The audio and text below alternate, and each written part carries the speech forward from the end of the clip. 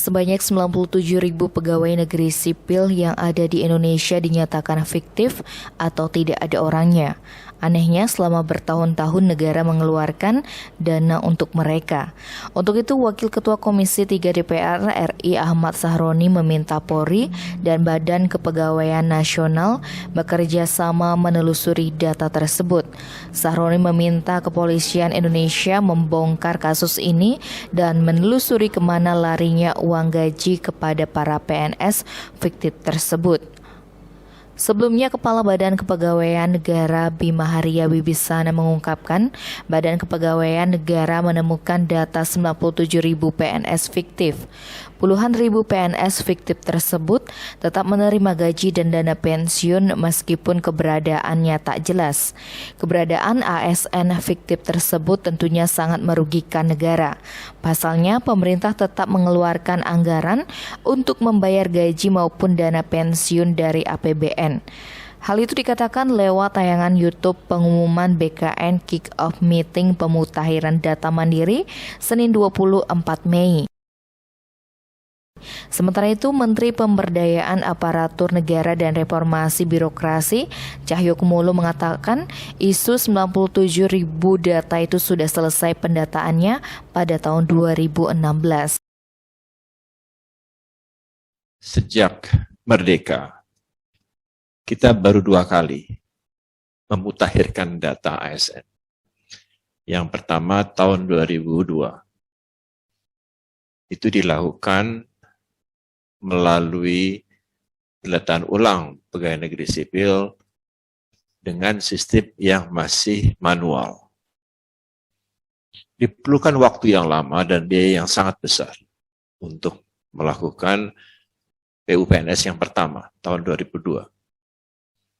Kebetulan saya waktu itu masih di Bappenas sebagai Direktur Aparatur Negara, dan itu menjadi kegiatan nasional yang harus dilakukan oleh BKN.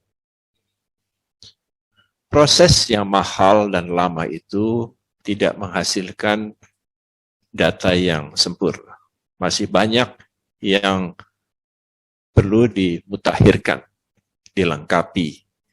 Bahkan masih banyak juga data-data yang palsu.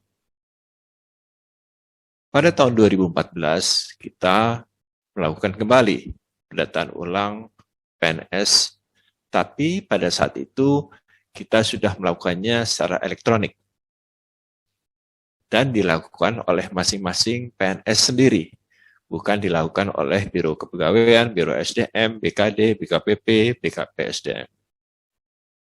Hasilnya apa? Hasilnya ternyata hampir 100.000, tepatnya 97.000 data itu misterius. Dibayarkan gajinya, membayar iuran pensiun, tapi tidak ada orangnya. Nah, dengan data itu, data base PNS kita menjadi lebih akurat. Walaupun masih juga banyak yang belum mendaftar pada saat itu. Baru kemudian setelah beberapa waktu, bahkan bertahun-tahun kemudian, mereka mengajukan diri untuk mendaftar ulang sebagai PNS.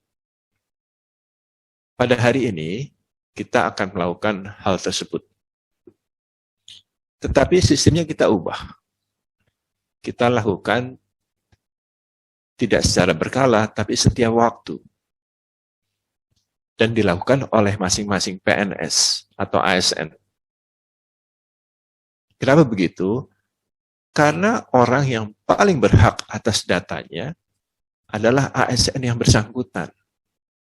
BKN, BKD, BKPP, BKPSDM, maupun Biro SDM hanya mengelola dan menjaga kerahasiaan data tersebut. Tapi kemutakhiran data itu adalah menjadi milik dan kewajiban dari ASN tersebut. Dan pada hari ini kita akan melaunching aplikasi MySAPK untuk memutakhirkan data mandiri.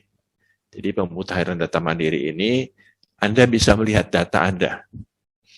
Anda bisa memperbaikinya bahkan memutakhirkannya. Setiap waktu terjadi perubahan data. Jadi tidak perlu menunggu.